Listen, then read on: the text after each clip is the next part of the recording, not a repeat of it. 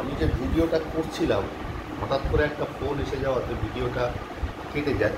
তো আমি তার পরের পার্ট থেকে আবার বলতে শুরু করছি। যেটা বলছিলাম যে ধর একটা কন্ট্রাক্ট চলতে চলতে কিছু মেটেরিয়াল ধর থেকে গেল, কিছু প্ল্যান থেকে গেল, তাহলে সেটা ক্রেডিট দিকে বসবে by material in hand CD, by plant in hand CD, এগুলো হবে। যদি কোনো মেটেরিয়াল তো রিটার্ন হয় সেটা ক্রেডিট দিকে বসবে। যদি কিছু লস হয় তাহলে লস হলে কী হবে? লস হলে হবে হচ্ছে কস্টিং প্রফিট আর loss account debit to contract account, তাহলে বাই কস্টিং প্রফিট আর লস হয়ে বসবে। যদি কিছু বিক্রি করিস bank account debit to contract account, sale of scrap. আর যদি কোনো অ্যাসেট থেকে থাকে বাই প্রিপেড এক্সপেন্সেস বলে বসবে। এবারে ব্যাপারটা হচ্ছে কি, যে আমি তোকে বলেছিলাম যে কন্ট্রাক্ট অ্যাকাউন্ট হচ্ছে নমিনাল অ্যাকাউন্ট, তাহলে এই জায়গাটা কিন্তু একটু ইন্টারাক্ট করছে। সেটা হচ্ছে যদি কোনো লস হয়, কী জার্নাল হয়? কস্টিং প্রফিট আর loss account debit to contract. তাহলে কী হচ্ছে, এখানে তো কন্ট্রাক্ট অ্যাকাউন্টটা ক্রেডিট হয়ে যাচ্ছে।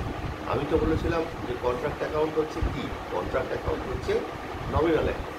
তাহলে অল এক্সপেন্সেস আর লসেস আর ডেবিট হওয়া উচিত, কিন্তু কস্টিং প্রফিট আর লস মানে শুধু প্রফিট আর লস যদি পাবিস, তাহলে লস হলে তো প্রফিট আর লস তো ডেবিট হবেই। ওই জন্য প্রফিট আর লসটাকে ডেবিট করতে হবে, কন্ট্রাক্ট অ্যাকাউন্টকে ক্রেডিট করতে হবে।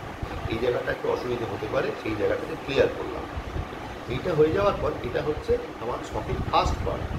এই ফার্স্ট পার্টে কী করবে, সবসময় থেকে ডেবিট দিক বেশি, ক্রেডিট দিক কম। যতটুকু কম ততটুকু বসবে by cost of contract CD.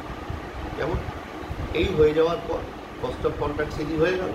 Cost of contract CD থেকে কস্ট অফ কন্ট্রাক্ট বিডি করলে এটা সেকেন্ড পার্ট। এটা হয়ে যাওয়ার পর কস্ট অফ কন্ট্রাক্ট বিডি করলি, মানে দুদিক কী করলি, দুদিক যোগ করে দিলি। ফার্স্ট পার্টে যোগ করে দিয়ে by contract by cost of contract CD, cost of contract BD করলি। হওয়ার পর এবারে তোরা যেটা করবি সেটা হচ্ছে কি, যে তোরা এবার অঙ্কের মধ্যে খোঁজবার চেষ্টা করবি যে কোথায় কস্ট অফ আনসার্টিফাইড ওয়ার্ক দেওয়া রয়েছে। এবার এগুলো সম্বন্ধে একটু ডিটেল ধারণা দেওয়া দরকার। মানে আমি এই ছকটার প্রাসঙ্গিকতায় বলতে গেলাম, তাহলে কী হবে, তাদের তাহলে সেক্ষেত্রে অহেতুক বেশি কথা বলতে হবে না। ব্যাপারটা হয়েছে কি, যে আমরা কী করছি, আমরা একটা কন্ট্রাক্টে জয়েন করেছি, একজন কন্ট্রাক্টর আর একজন কন্ট্রাক্টই রয়েছে। তাহলে এই যে আমরা কন্ট্রাক্টে জয়েন করেছি, তাহলে সেক্ষেত্রে কী হবে, এত বড় একটা প্রজেক্ট, সেই জন্য তাতে একটা চুক্তি হয়। চুক্তি হয় মানে কি?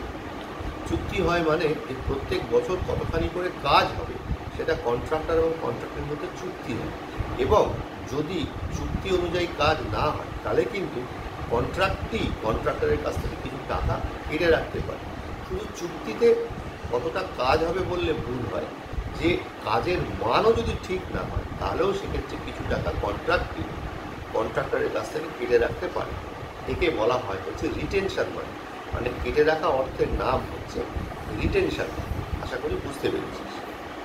এবারে এই যে রিটেনশন মানি বা এই যে চুক্তি অনুযায়ী কাজ, তাহলে এই জন্য কী হয়, আগে চুক্তি হলো, চুক্তি হওয়ার পর তারপরে কী হবে, তারপরে সার্ভেয়ারকে দিয়ে, কী বললাম, তারপরে সার্ভেয়ার মানে যারা সার্ভে করে তারা এসে কী করে, বছরের শেষে সেই অনুযায়ী দেখে নেয় যে কতটা কাজ হয়েছে কতটা কাজ হয়নি।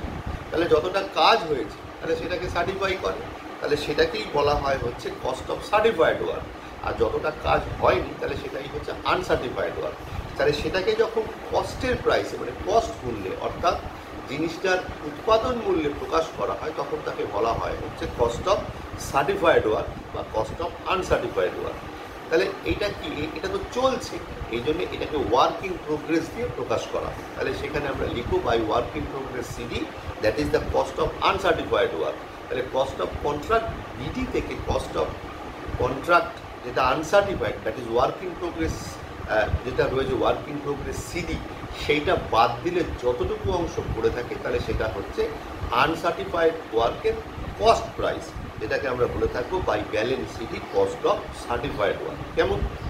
এবার আমরা কি করব, কস্ট অফ সার্টিফাইড ওয়ার্ককে আমরা আবার পরবর্তী মানে থার্ড স্টেজে টানবো to balance BD cost of certified work. হলো, হওয়ার পর এবারে না আমরা অঙ্কের মধ্যে দেখবার চেষ্টা করব যে এই যে যতখানি কাজ শেষ হয়েছে, মানে যতখানি কাজ শেষ হয়েছে, অর্থাৎ যতখানি কাজ শেষ হয়েছে বললে ভুল হয়, যেটা অর্থাৎ যতখানি কাজ সার্ভেয়ার সার্টিফাই করেছে। অর্থাৎ সার্টিফাই করেছে মানে কি, সার্টিফাই করলে যদি ঠিক ঠিক থাকে তাহলে কী হবে, ওর টাকা তাহলে কন্ট্রাক্টরকে কন্ট্রাক্টটি দিয়ে দেবে। সেইটাকে যখন কন্ট্রাক্টটি দেবে তখন কন্ট্রাক্টর যে টাকাটা পাবে, নিশ্চয়ই টাকাটা পাওয়ার ক্ষেত্রে নিশ্চয়ই লাভ চাপিয়ে কন্ট্রাক্টির কাছ থেকে কন্ট্রাক্টর টাকাটা পাবে। সেটাকে বলা হবে কি, সেটাকে বলা হবে ভ্যালু অফ ওয়ার্ক সার্টিফাইড। তার মানে এটা সেলিং প্রাইস। তুই দেখবি অঙ্কের মধ্যে দেওয়া আছে ক্যাশ রিসিপ্ট। এই ক্যাশ রিসিপ্টটা বলছে তো তলায় একটা মানে ছোটো করে ইনফরমেশান দেওয়া রয়েছে 80% অফ ওয়ার্ক সার্টিফাইড। মানে যতখানি ওয়ার্ক সার্টিফাই করেছে অর্থাৎ সার্ভেয়ার যতখানি বলেছে যে হ্যাঁ কাজ ঠিক আছে, তার 80% টাকা কন্ট্রাক্টরকে দিয়ে দিয়েছে।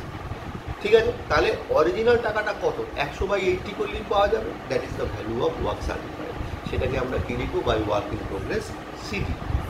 এই ওয়ার্ক ইন প্রোগ্রেস সিডি করবার পর তাহলে কি হচ্ছে, সবটাই তো একটা অনুমানের ওপর চলছে। অনুমানের ওপর চলছে মানে কি, একটা হিসেব চলতে শুরু করেছে তো 7 বছর 8 বছর 10 বছর ধরে একটা কন্ট্রাক্ট চলবে।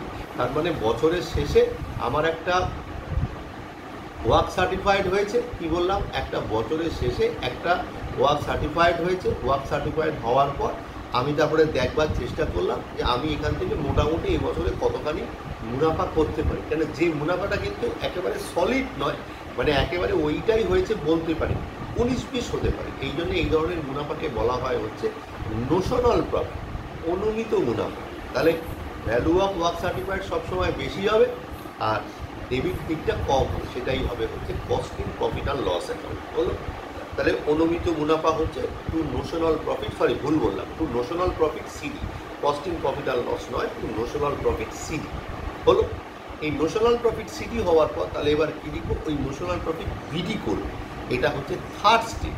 কী বললাম, নোশনাল প্রফিট বিডি করবে। বিডি করবার পর এবার এখানে কিন্তু একটা খুব ইম্পর্টেন্ট জায়গা বলবার আছে। এটা আমি তোদেরকে অবশ্যই একটা গ্রুপে পোস্ট করে দেবো।